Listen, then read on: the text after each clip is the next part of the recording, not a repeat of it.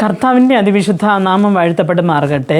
മർക്കോസ് എഴുതിയ സുവിശേഷം 13-ാമത്തെ അധ്യായം 7-ാമത്തെ വാക്യത്തിൽ നാം ഇങ്ങനെ വായിക്കുന്നു: എന്നാൽ നിങ്ങൾ യുദ്ധങ്ങളെയും യുദ്ധശ്രുതികളെയും കുറിച്ച് കേൾക്കുമ്പോൾ ഭ്രമിച്ചു പോകരുത്, അത് സംഭവിക്കേണ്ടത് തന്നെ, എന്നാൽ അത് അവസാനമല്ല എന്ന് പറഞ്ഞ്. പ്രിയ ദൈവമക്കൾ, ഇവിടെ പറയുകയാണ്, യുദ്ധങ്ങളും യുദ്ധശ്രുതികളെയും കുറിച്ച് കേൾക്കുമ്പോൾ നിങ്ങൾ ഭയപ്പെടരുത്, അത് അവസാനം അല്ല എന്ന്.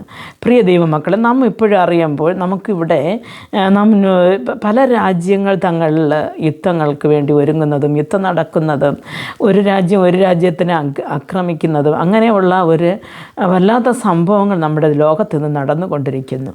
അപ്പോൾ മുമ്പത്തെ കാലം ഇപ്പോൾ ഭയങ്കരമായ ഒരു രാജ്യങ്ങൾ തങ്ങളിലുള്ള മത്സരങ്ങളും പോരാട്ടങ്ങളും നടന്നുകൊണ്ടിരിക്കുമ്പോൾ ഈ വചനം പറയുന്നത്, ഈ യുദ്ധങ്ങളെയും യുദ്ധശ്രുതികളെയും കുറിച്ച് കേൾക്കുമ്പോൾ നിങ്ങൾ ഭയന്നു പോകരുത്, അത് അവസാനമല്ല എന്ന് പറയുന്നു.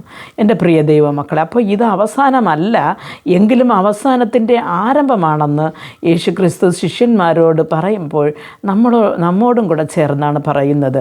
അപ്പോൾ നാം എന്ത് ചെയ്യണമെന്ന് വെച്ചാൽ, ഈ ദിവസങ്ങളിൽ അധിക ദിവസം നമ്മുടെ മുമ്പിലില്ല എന്ന് അറിഞ്ഞുകൊണ്ട് ഈ ലോക അവസാനമാണോ അല്ലെങ്കിൽ നമ്മുടെ മരണമാണോ ആദ്യമെന്ന് അറിയാൻ പറ്റാതെ നാം യാത്ര ചെയ്തുകൊണ്ടിരിക്കുമ്പോൾ നമുക്ക് സ്വർഗരാജ്യത്തിൽ പോകുവാൻ കർത്താവ് നമ്മെ വഴി നടത്താൻ അവൻ്റെ വഴിയിൽ തന്നെ അവൻ്റെ കൃപയ്ക്കായി യാചിച്ചുകൊണ്ട് നമുക്ക് മുമ്പോട്ട് പോകുവാൻ ദൈവം കൃപ നൽകട്ടെ. പ്രാർത്ഥിക്കുക.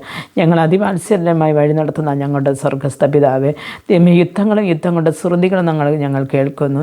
അതേപോലെ അവിടെ ബാധിക്കപ്പെടുന്ന ലക്ഷ്യങ്ങളുണ്ട് കർത്താവേ. ദൈവമേ, അങ്ങയുടെ മക്കളെ കർത്താവ് അങ്ങ് കരുതണമെന്ന് പ്രാർത്ഥിക്കുന്നു. കർത്താവേ, ദൈവമേ, യുദ്ധങ്ങൾ കൂടെ കർത്താവേ അനേകർ ഈ ലോകം വിട്ടു പോയാലും അങ്ങയിൽ ആശ്രയിച്ചിരിക്കുന്ന അങ്ങയുടെ മക്കൾക്കല്ലാതെ അങ്ങയുടെ രാജ്യത്തിൽ വരുവാൻ ആർക്കും സാധിക്കത്തില്ലല്ലോ കർത്താവേ.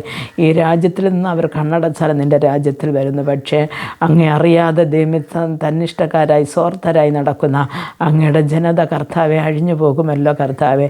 അപ്പോൾ അങ്ങനെ ആയിത്തീരാതിരിപ്പാൻ ഈ വചനം കേട്ടുകൊണ്ടിരിക്കുന്ന ആരെങ്കിലും കർത്താവെ, അപ്പോൾ അങ്ങേ രക്ഷകനായി സ്വീകരിച്ചില്ല എങ്കിൽ ഈ ദിവസങ്ങളിൽ അങ്ങേ രക്ഷകനായി സ്വീകരിച്ചുകൊണ്ട് ഈ ലോകത്തിൽ നല്ലൊരു ജീവിതം ചെയ്ത് അങ്ങയുടെ രാജ്യത്തിൽ വന്നു ചേരുവാൻ ഓരോരുത്തരെ അങ്ങ് കരം പിടിച്ച് നടത്തണമെന്ന് പ്രാർത്ഥിക്കുന്നു. യേശുക്രിസ്തുവിൻ്റെ നാമത്തിൽ പ്രാർത്ഥിക്കുമ്പോൾ പ്രാർത്ഥന കൃപയോട് കേട്ട് മറുപടി നൽകി തരണം നല്ല പിതാവേ. ആമേൻ.